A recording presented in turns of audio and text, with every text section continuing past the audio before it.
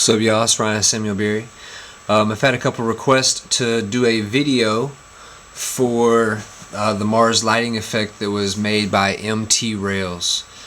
He sent me this video as a private message, so unfortunately I'm not able to share private messages.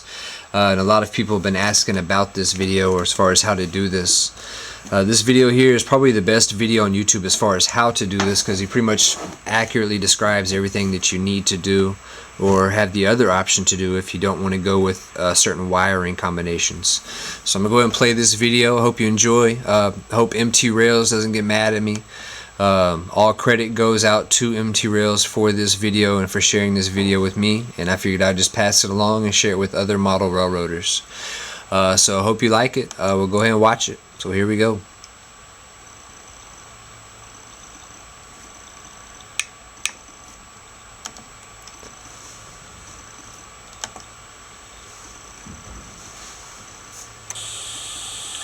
Okay, I'm going to show you how to wire in Mars lighting effects using the Athearn ready-to-roll component boards.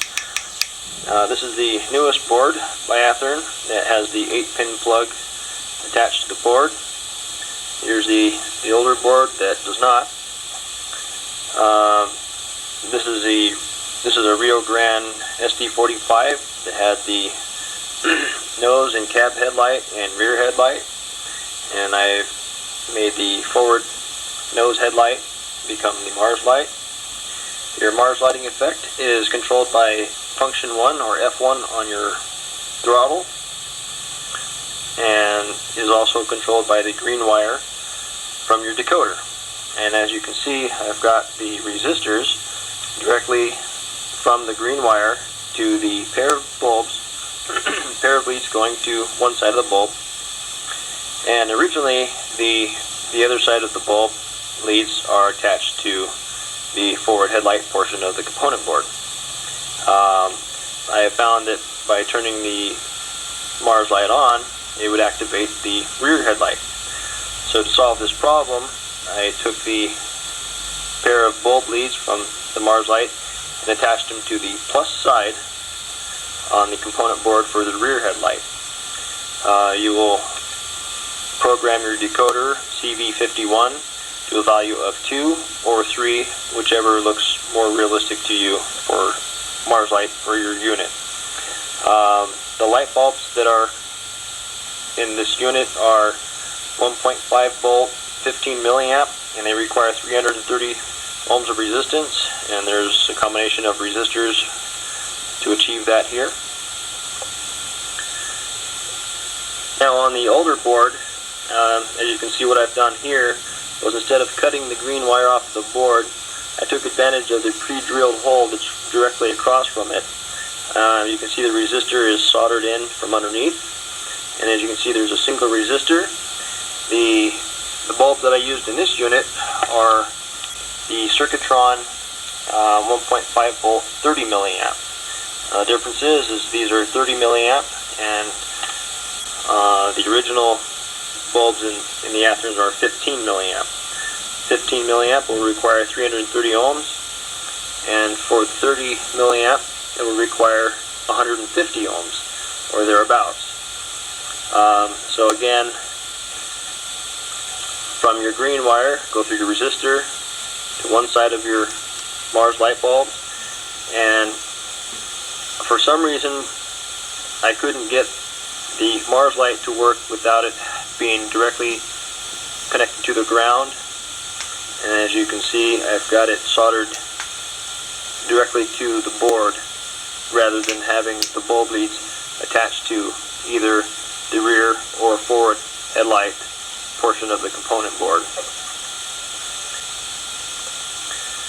Coming back to this board here for a better view, you can see there's a tiny hole right here in front of the resistor. I would scrape the green protective coating off the board and soldered my bulb leads directly to that, because obviously the hole is too small for a pair of bulb leads to fit through. And again, you will program your decoder CV51 to a value of 2 or to 3, and function 1 or F1 on your throttle will activate and deactivate your Mars lighting effect. Oh, one thing I forgot to mention, the decoders I'm using are DigiTrax DH123Ds. The older decoders did not support lighting functions, however the newer ones do, at least within the last year and a half, I believe. If you've got an older DigiTrax decoder, specifically the 123, it will not achieve the Mars light effect with the function 1 on your throttle. Alright. This engine that you see here is wired differently than the two engines that you just saw. This engine here is wired the same way that my tunnel motor is wired. Pretty much what we decided to do is unhook the back lights and run the back lights up to the nose. That way they constantly stay on. You just program the CV value to stay on. This is the forward headlight with the Mars lighting effect program. This is the backup light, and this engine has no backup lights. So he's going to explain how he did it right here. So what I've done with this unit is I have disconnected the rear headlight completely from the board, and I wired the nose headlight to the rear headlight on the board. And then if I go to program here, I'll show you the values. CV49 is your forward headlight, and the forward headlight is set to a value of 2, which is the Mars light effect, which is on the cab. And your rear headlight is on the nose. So if I go to CV50 for the rear headlight, I had programmed it to 104. I also found with this programming is if I change directions, you can see the front headlight will dim. If I hit forward, it brightens up and the Mars light comes on. When I hit reverse, the nose light will just dim.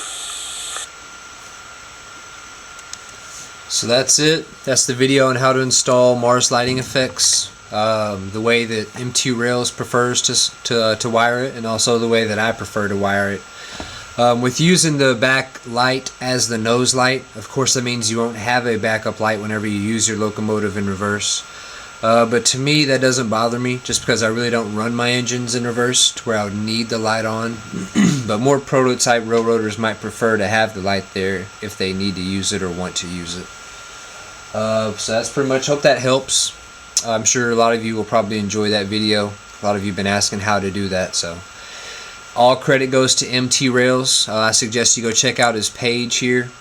He's got a lot of great videos for the Southern Pacific, Cotton Belt, Chessie fans. He's got a lot of that going on, so y'all check it out and hope y'all enjoy. Thanks. Bye.